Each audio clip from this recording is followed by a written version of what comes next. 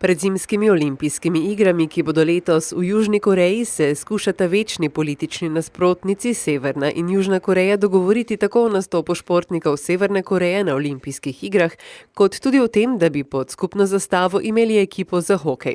Mnogi se na ta prizadevanja odzivajo z ostro kritiko. Javne razprave kažejo, da mlajši Južni Korejci niso naklonjeni medkorejski enotnosti kot starejše generacije.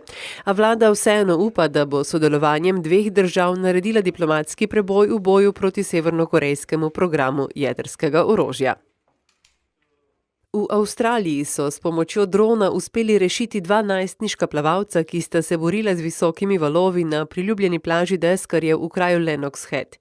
Tik pred poldnevom je namreč nekdo opazil 16- in 17-letnika ujeta v nemirnem morju. Program reševanja mladeničev je stekel takoj. Nad morje so poslali dron, ki je nato usmerjal reševalce na točno lokacijo plavalcev.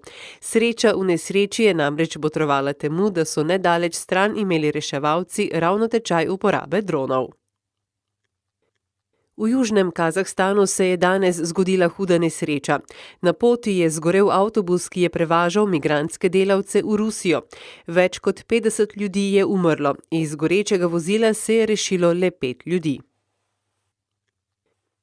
V severno-vzhodni kitajski provinci Heilongjiang imajo naraščaj.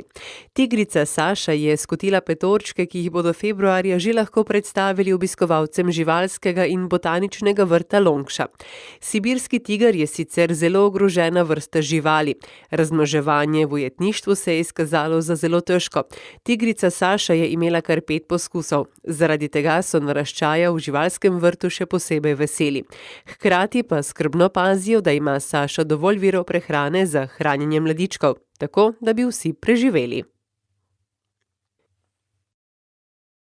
Portugalska in španska policija sta v skupni akciji zasegli več 100 kilogramov kokaina skritega v svežem ananasu in aretirali 9 članov skupine, ki je prevažala drogo iz Južne Amerike.